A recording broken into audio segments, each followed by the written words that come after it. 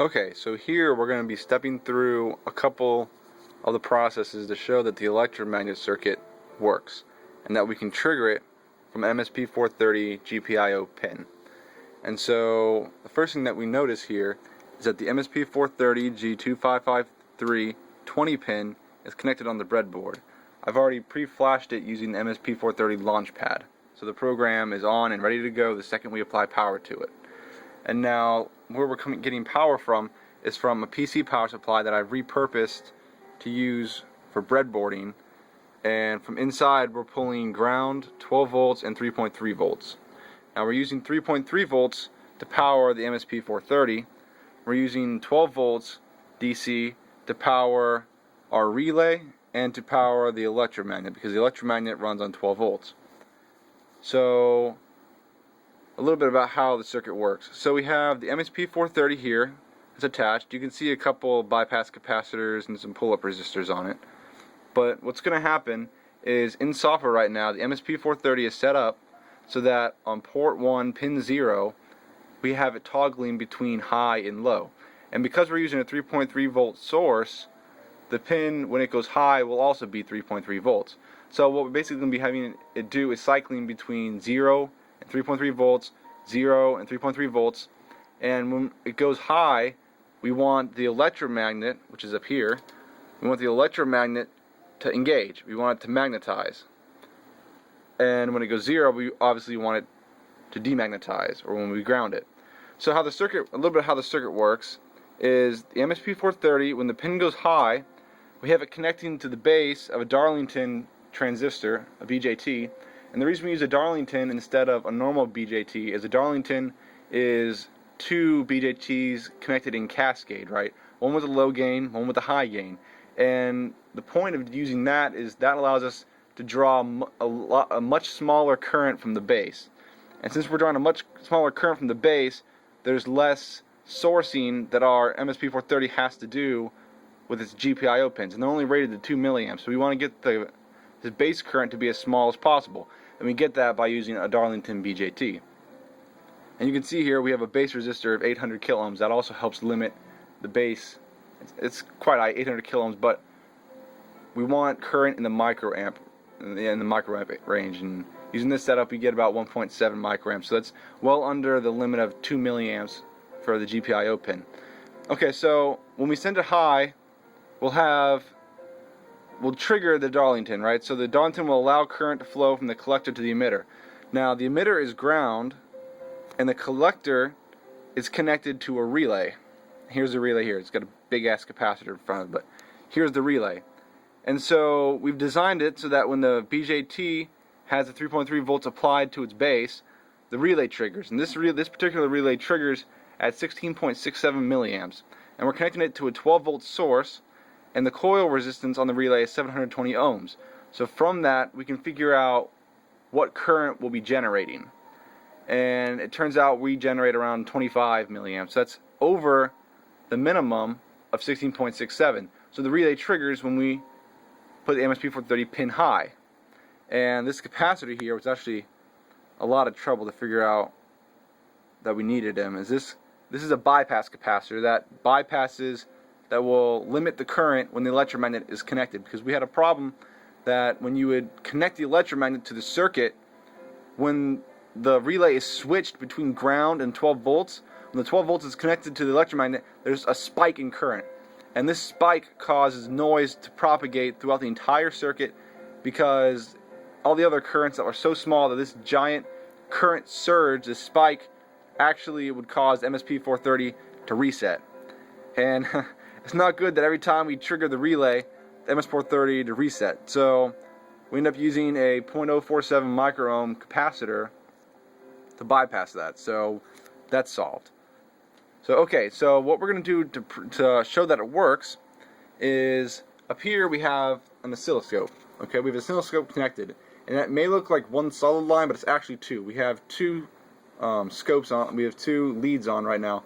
One is going to be connected to 3.3 volts of the source, so we can make sure that that's steady and that's outputting correctly. The other is connected to this port 1 pin 0 on the MSP430. And so what we expect to see is a solid line at 3.3 for the source, and we expect to see one of the lines toggle between 0 and 3.3, because remember, the MSP430 is programmed to cycle high, low, high, low, high, low, and there's one pin. And every time it goes high, we expect the magnet to turn on. And so here, we'll plug in the power supply, and we'll see. Okay, so here we have the oscilloscope again, and we can see that this line, the line connected to the MSP430 pin, the output pin, is toggling between 0 and 3.3 volts. So we can tell that it's actually toggling correctly, and what we want to know is whether the magnet is indeed engaging and disengaging when it's supposed to. So you might be able to hear it clicking, and that would be the relay turning up, switching positions. Okay, so here we'll test this, which is a steel, with steel pliers, be able to tell whether it's magnetized or demagnetized. So here's demagnetized, here's magnetized, demagnetized, magnetized, demagnetized. So we can see that the circuit does indeed work, and it's working without being connected to the launch pad. It's running completely on its own.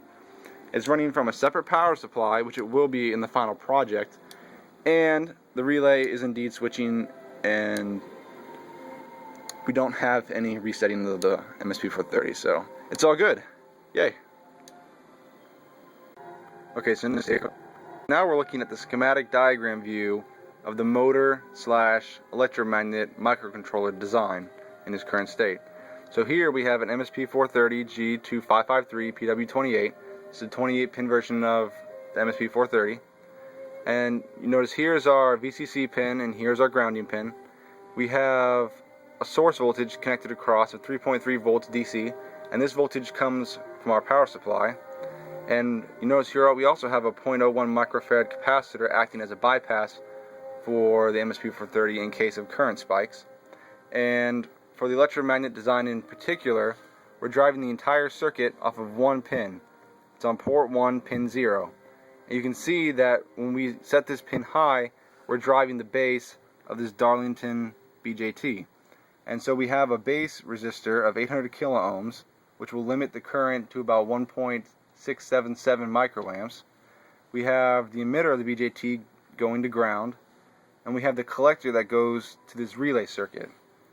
And you can see that this I coil of 16.67 milliamps is the current required to drive the relay, to switch the relay.